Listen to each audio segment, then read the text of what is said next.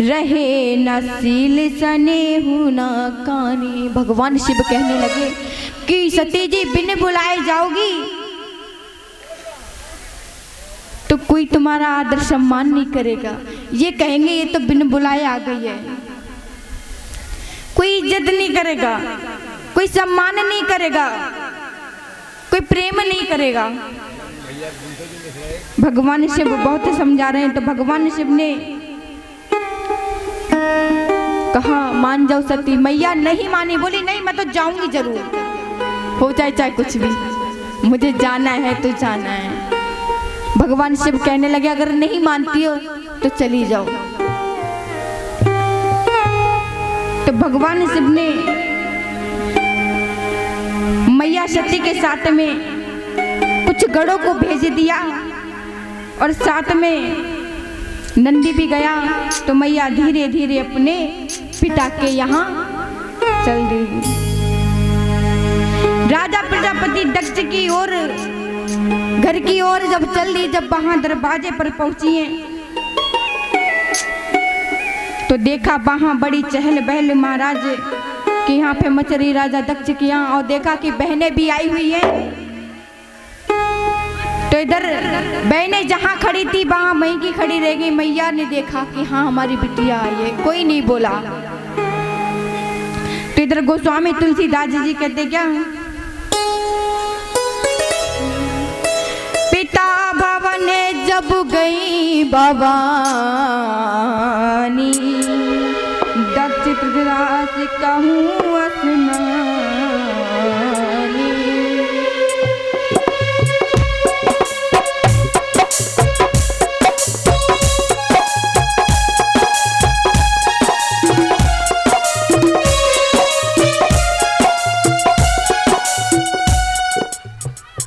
जब देखा मैया अपने पिता के घर की ओर चली जाती और वहां जब पहुंची तो बहनें जहां खड़ी की थी खड़ी देख रही यार ने सबने देख लिया कि यहाँ हमारी बहन आ गई है। सबने देख लिया, मैया ने भी देख लिया। तो इधर मैया पहुंचती तो क्या कि पिता भवन जब गई भवानी,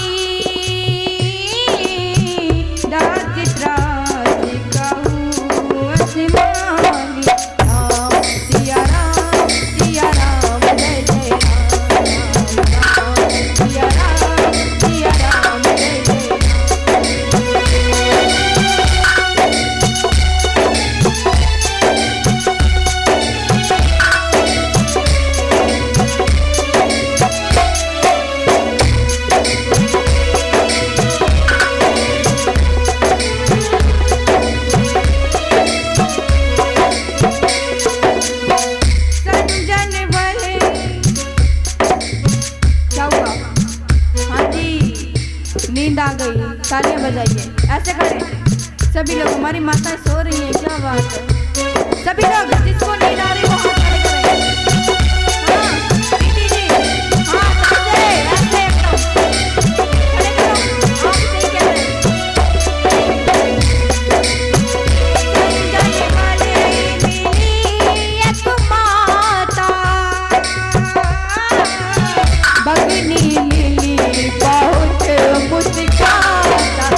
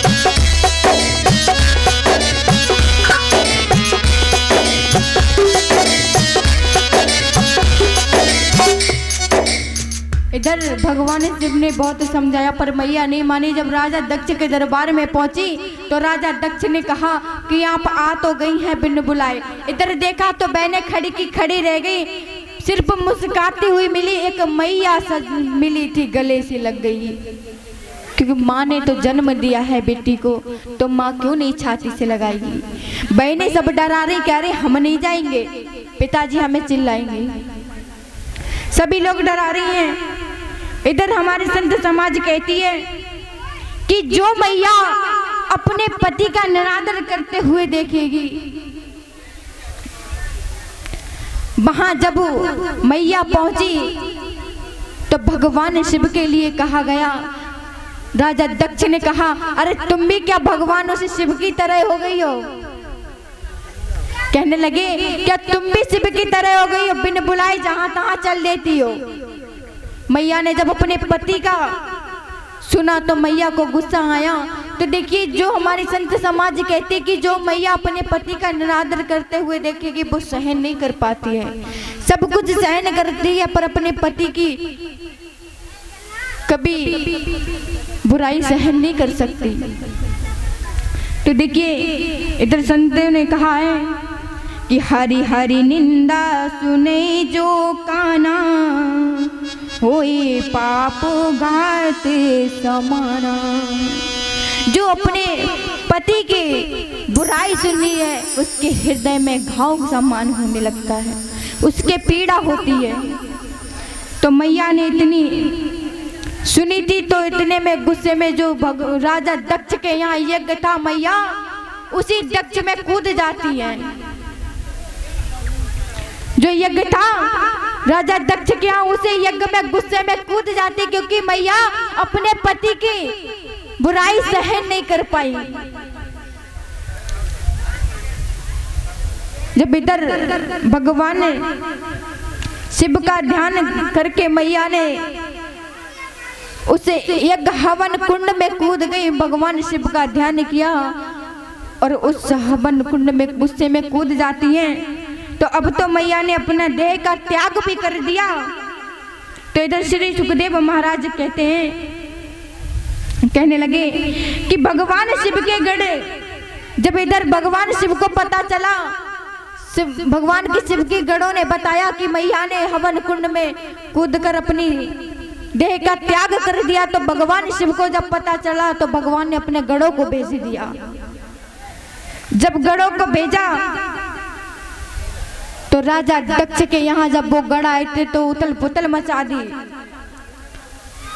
सब लोगों ने, जो भी गढ़ आए हुए थे भगवान के यहाँ पे। इधर उधर कहते गढ़ में बहुत ही ज्यादा उथल पुथल मचा दी, शोर शराबा कर दिया। सभी लोग डर के मारे कांप रहे थे, क्योंकि मैया उस हवन कुंड में कूद गई थी। इसलिए इधर सुखदेव महाराज कहते हैं, राजन कि जिस समय माता ने अपनी देह का त्याग किया तो त्याग करते समय अंतिम बार भगवान शिव से वंदन करते हुए क्या कहा कि प्रभु अगली बार जब मैं जन्म लूं तो मेरा विवाह आपके ही साथ में हो, मुझे जो भी जन्म मिले मेरा ये जीवन आपके चरणों में ही गुजर जाए। तो गोस्वामी तुलसीदास जी की ने कहा कि सती मरत हर्ष मरण मागा, जन्म जन्म पद शिव अनुरागा। बोली भगवान शिव शंकर की, बोली सियापति रामचंद्र की, जयकारा लगा लो। बोली सच्ची दरबार की, बोली आज के आनंद की।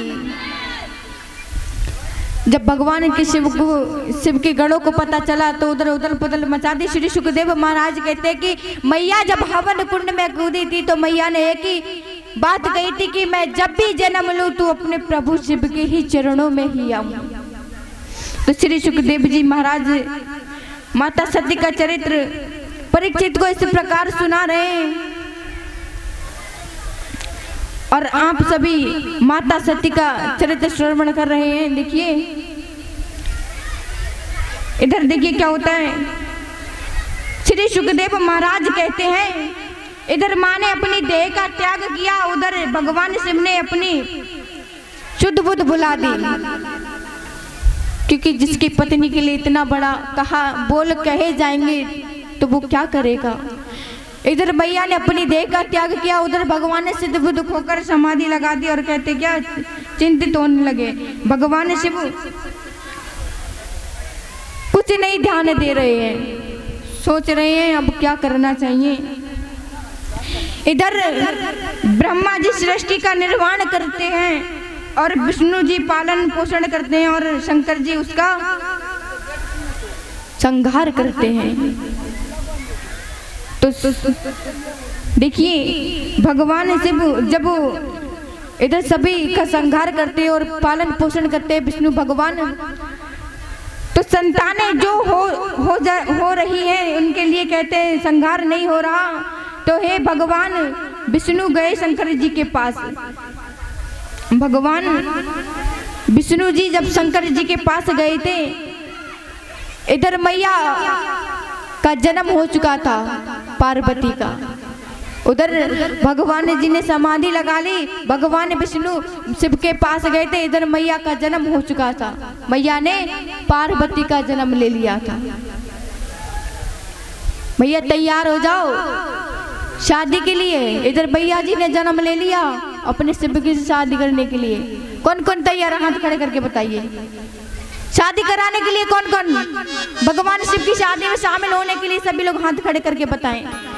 मैया ने इधर जन्म ले लिया है, जल्दी जल्दी तैयार हो जाओ, काले जामुन बटेंगे, काले जामुनों की बरसात होगी।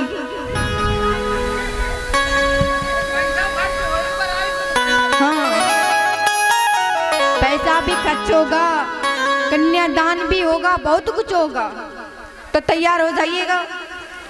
इधर भगवान विष्णु जब शिव के पास गए तो इधर श्री सुखदेव महाराज ने कहा, राजन जिन मैया ने अपनी देह का त्याग कर लिया, अगला जन्म पर्वत राज हिमाचल के यहाँ हुआ। उनका जन्म पर्वत राज हिमाचल के यहाँ हुआ, उनका नाम पार्वती रखा गया। इधर भगवान शिव तपस्या में बैठे, इधर पार्वती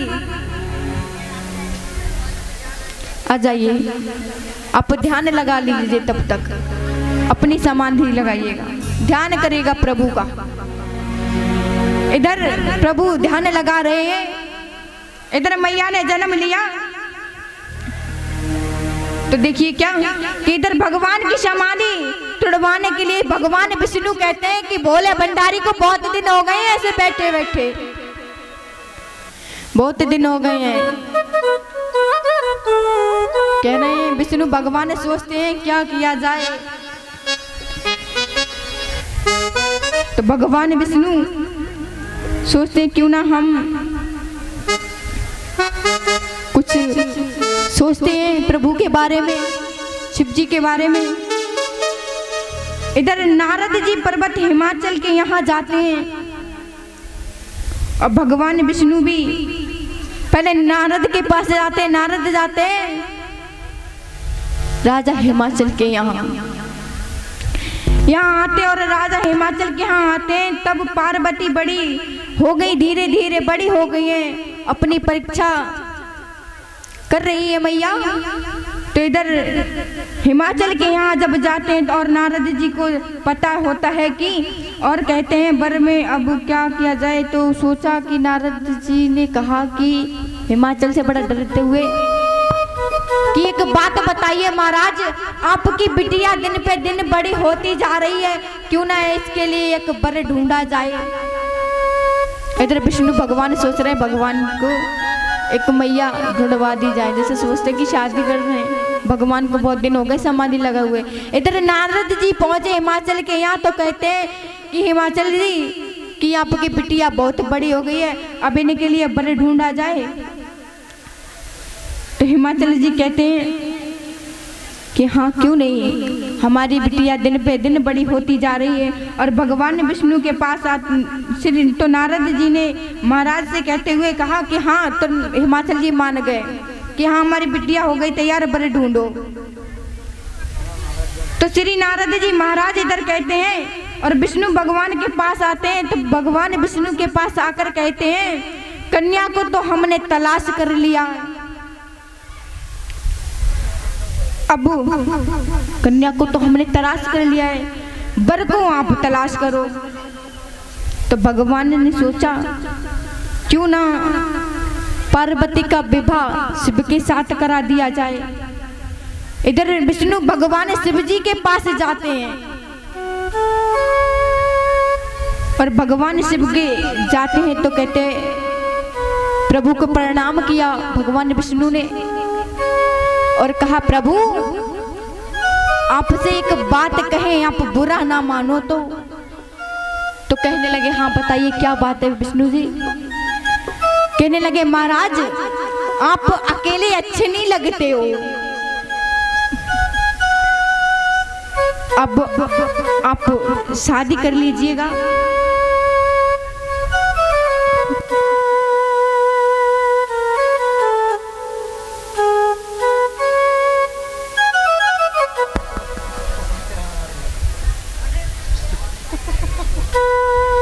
इधर भगवान विष्णु बोले, महाराज आप गुस्सा ना करो तो एक बात कह दे। नारद जी आपका काम नहीं है अभी।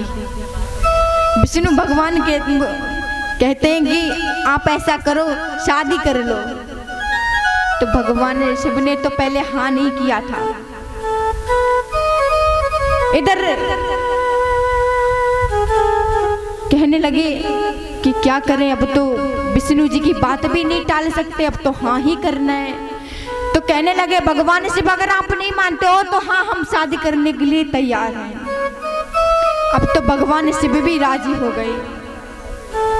विष्णु इधर तो भगवान विष्णु इधर शिव जी को मना रहे हैं और ब्रह्मा जी के द्वारा लगन, देखिए जब भगवान तैयार हो गए तो लगन पत्रिका जो भी है सभी चीज ना ब्रह्मा जी के द्वारा लगन पत्रिका तैयार होती है और इधर नारद जी के द्वारा सारी तैयारियां होती है और इधर विवाह की तैयारी शुरू होती है।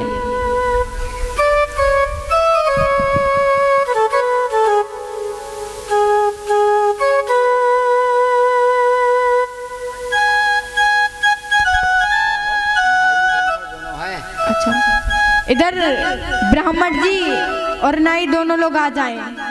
अगर मेरी आवाज सुनती हो तो ये भी झांकियां आ जाए, ब्राह्मण और नाई दोनों लोग आ जाएं। अब भैया इधर तो भगवान शिव की विवाह की तैयारी होने लगी तो गोस्वामी तुलसीदास जी कहते हैं, भगवान शिव के देखिए भगवान की शिव की शादी में कौन कौन गण शामिल होते हैं। अगर शुक्र शनिचर भी हो तो वो भी आ जाए। शुक्र शनिचर अगर है तो मेरी आवाज सुनते हो तो वो भी आ जाए।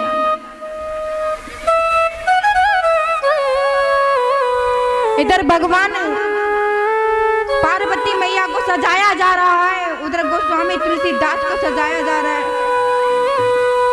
तो इधर देखिए, एक मिनट, ये रिकॉर्डिंग किसने बजाई है? सभी लोग हल्ला ना करें, बैठ जाइए। जो शुक्र शनिचर है वो बैठ जाएं, आप लोग भी बैठ जाइए। इधर देखिए भगवान शिव को किस प्रकार सजाया जा रहा है और मेरे साथ मिलकर बोलेंगे एक भजन। सभी लोग बैठ जाएं, ये शोर शराबा ना करें। भजन देखिए क्या कितना सुंदर भजन है। प्रभु को देखिए किस प्रकार सजाया जा रहा है। बोलिए श्री वृंदावन बिहारी लाल की, बोलिए सियापति रामचंद्र की, बोलिए शंकर भगवान की। तो इधर देखिए भगवान को नाई कहाँ है भैया? नाई कहाँ है? आइए। और नंदी जी, तो इधर देखिए कैसे किस प्रकार सजा रहे हैं कि गले नाग डाले, कि गले नाग काले, बागंबर है तन पे। सभी लोग ऐसे खड़े